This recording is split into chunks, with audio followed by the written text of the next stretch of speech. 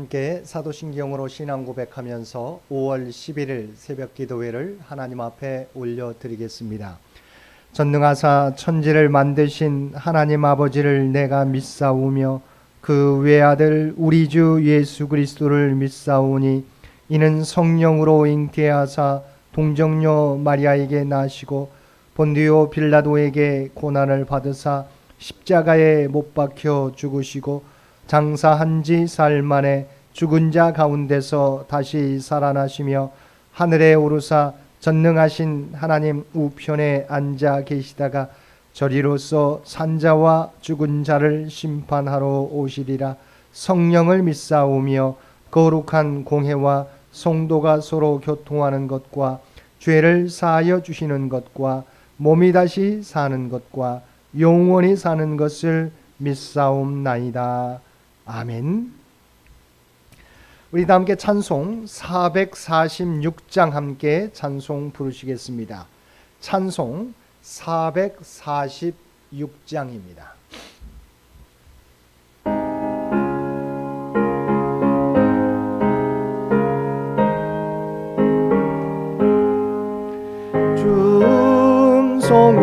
중송회는 참 기쁨 없도다. 날 사랑하신 주 늘 계시옵소서. 기쁘고 기쁘도다 항상 기쁘도다. 나 주께 왔사오니 복 주옵소서. 나 주께 왔으니 복 주시옵소서. 주 함께 계시면 큰 시험이기네. 기쁘고 기쁘도다 항상 기쁘도다. 나 주께 왔사오니 복 주옵소서. 주 떠나가시면 내 생명 헛되네. 기쁘나 슬플 때 늘 계시옵소서. 기쁘고 기쁘도다 항상 기쁘도다. 나 주께 왔사오니 복 주옵소서. 그 귀한 언약을 이루어 주시고 명령 따를 때 늘 계시옵소서.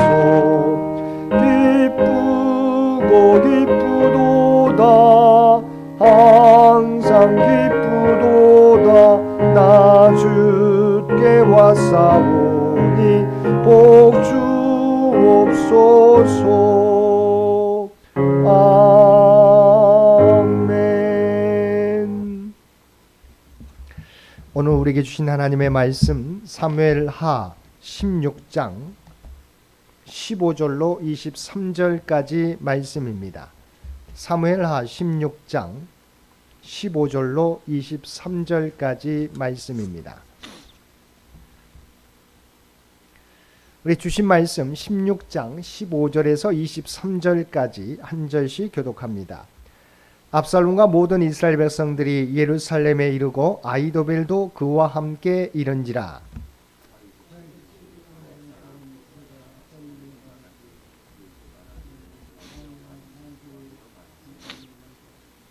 압살롬이 후세에게 이르되 이것이 내가 친구를 후대하는 것이냐. 내가 어찌하여 내 친구와 함께 가지 아니하였느냐 하니.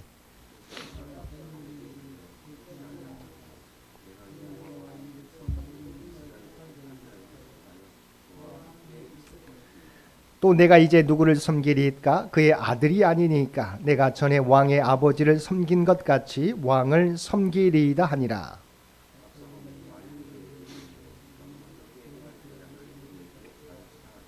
아히도벨이 압살롬에게 이르되 왕의 아버지가 남겨두어 왕궁을 지키게 한 후궁들과 더불어 동침하소서.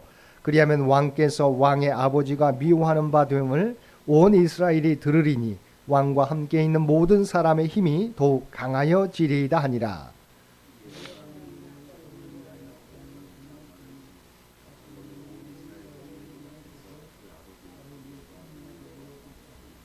함께 읽겠습니다.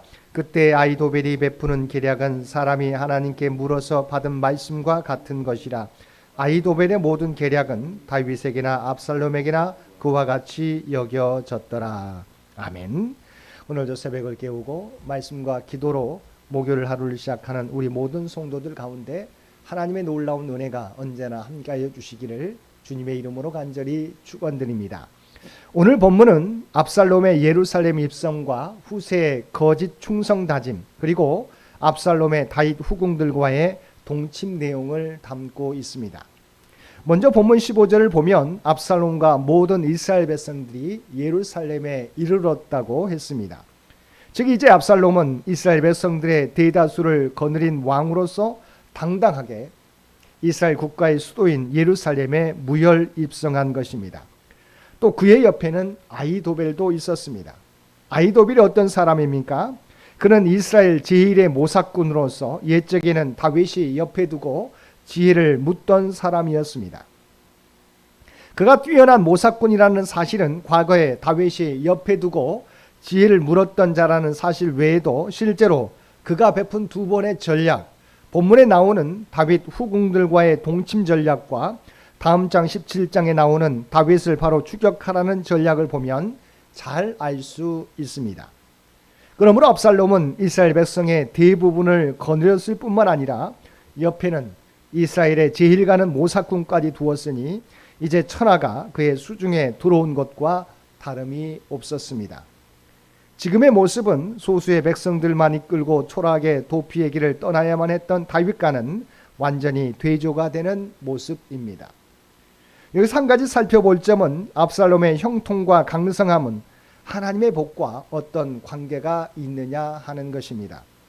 우리가 생각할 때 누군가의 형통은 하나님께서 그와 함께 하시며 그에게 복을 내려주신 결과라고 생각합니다. 그러나 압살롬의 경우에서는 그렇지 않았습니다. 왜냐하면 만일 압살롬의 형통과 강성함이 하나님이 주신 복의 결과라면 그의 그러한 상태는 계속해서 유지되어야 했습니다.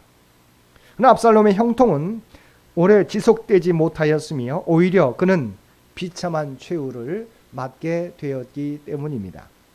사실 압살롬의 일시적 형통과 강성함은 인본주의적 계기로 백성들의 마음을 도적질한 결과로서 하나님이 압살롬의 악행을 잠시 묵인하셨기에 가능한 것이었습니다.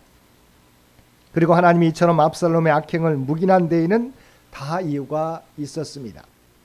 그것은 바로 압살롬을 통해 범죄한 다윗을 징계하시고 나아가서는 사악했던 압살롬을 심판하시기 위함이었습니다.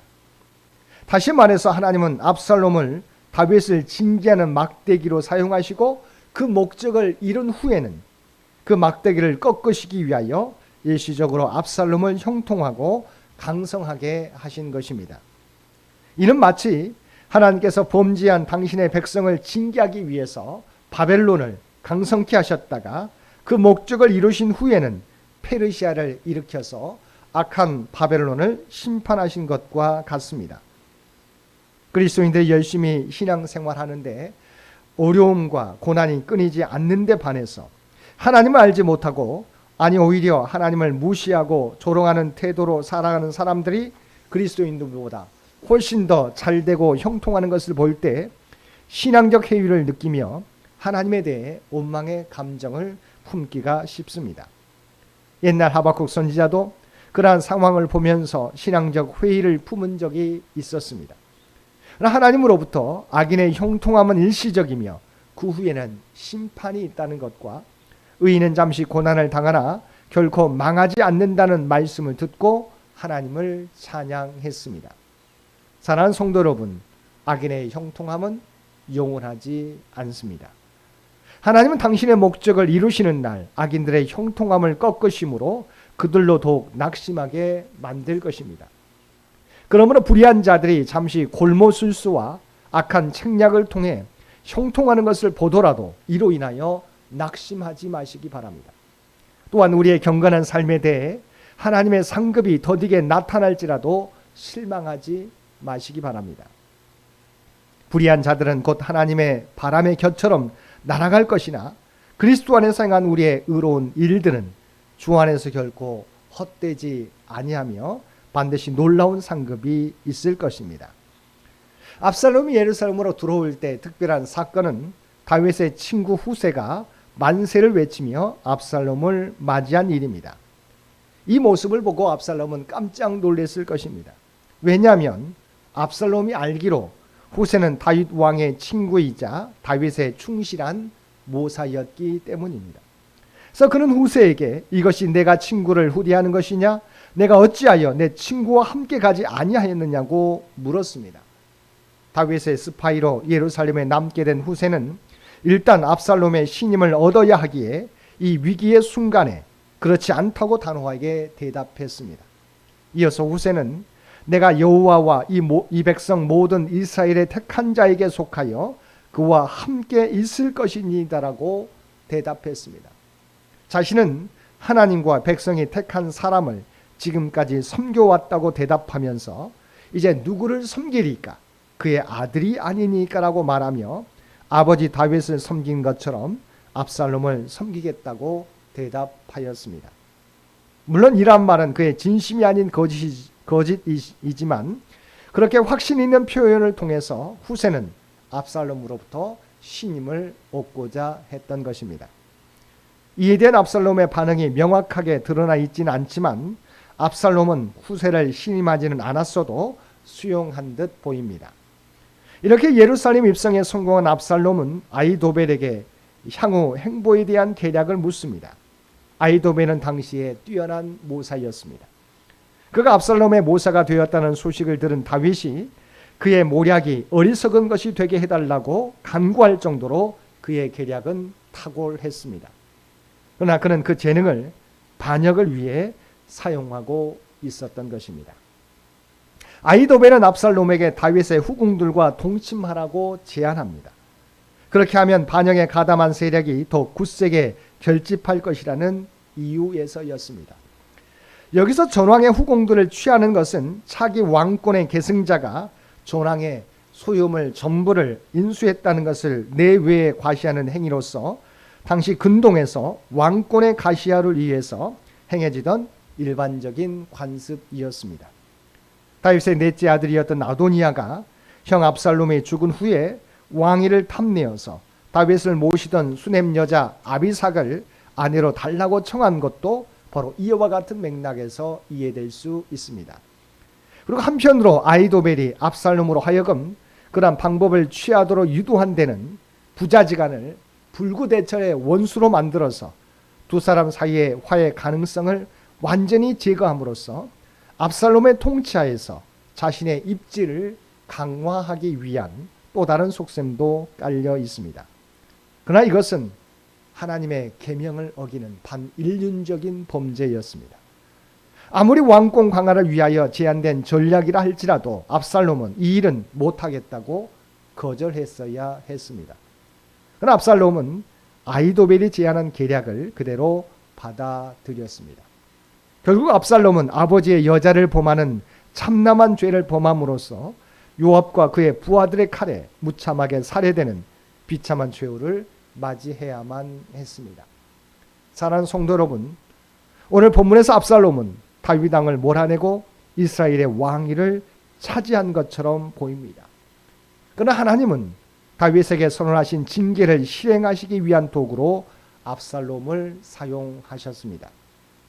하나님을 의지하지 않고 인간의 계략을 의지한 압살롬은 잠시 왕권을 차지하는 것처럼 보였지만 결국 멸망당하고 맙니다.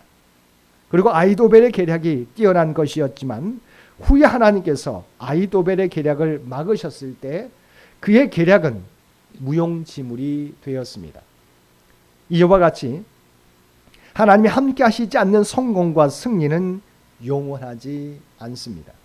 잠시 잠깐의 시간에 불과합니다. 그러나 하나님이 함께 하시는 사람들은 잠시 고난을 당하는 것 같지만 다시 일어나 하나님의 영광을 나타내게 되는 것입니다. 오늘 말씀을 통해서 악인의 형통을 부러워하지 말고 오직 하나님이 기뻐하신 일이 무엇인지를 생각함으로 하나님이 베풀어 주신 영원한 하나님 나라의 기쁨을 누리며 살아갈 수 있는 저와 여러분 모두가 되시기를 주님의 이름으로 간절히 축원드립니다. 함께 기도드리겠습니다. 사랑과 은혜가 충만하신 아버지 하나님, 악인의 형통과 번영은 영원한 것이 아닌 잠깐의 형통과 성공인 줄 믿습니다. 우리로 하여금 악인의 형통과 번영을 부러워하지 않게 하시고 의인이 잠시 고난과 역경을 당할지라도 하나님께서 의인의 삶을 아시기에 영원한 상급으로 인도해 주실 것을 믿고 낙심하거나 절망하지 않게 하여 주옵소서. 오늘도 세상의 성공과 번영을 쫓아 살아가는 삶이 아니라 하나님의 뜻을 이루는 삶을 살아가는 우리 모두가 되게 하여 주옵소서. 오늘도 이 나라 이 민족을 궁히 여겨 주시고 하나님께서 친히 인도하여 주시기를 원합니다. 100주년을 준비하며 달려가는 창현재단과 창현의 가족들을 기억하여 주시옵소서. 그들의 기도와 모든 헌신을 우리 주님은 아시는 줄 믿습니다. 아버지 하나님, 우리의 능력은 부족할지라도 하나님께서 함께 주셔서 그 모든 것을 주의 도구로 사용하여 주시옵소서. 다음 선교 100년을 준비해 가는데 부족함이 없는 창현재단이 되게 하여 주옵소서. 오늘도 우리에게 복된 하루를 선물로 허락해 주신 것 진심으로 감사드립니다.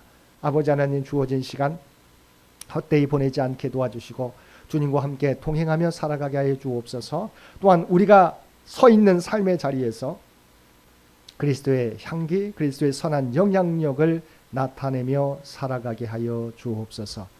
이제는 우리 주 예수 그리스도의 은혜와 아버지 하나님의 극진하신 사랑하심과 성령님의 세상 끝날까지 우리와 함께 하시며 동행하시는 놀라운 교통의 역사가 오늘 주신 말씀을 따라 세상의 성공과 명예를 추구하는 삶이 아니라 오직 하나님의 뜻만을 추구하며 살아가겠노라고 결단하며 세상 가운데 나아가는 사람 주의 백성들과 그의 가정과 산업의 터전 위에 이제로부터 영원토록 함께 주시기를 우리 주 예수님의 이름으로 간절히 축원하옵나이다.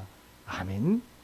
여러분 기도하실 때 오늘 주신 말씀을 위해서, 이 나라 이 민족을 위해서, 창현재단을 위해서, 창현의 가족들을 위해서 기도해 주시고 각자의 기도 제목 가지고 하나님 앞에 더욱더 가까이 나아가시기를 바랍니다.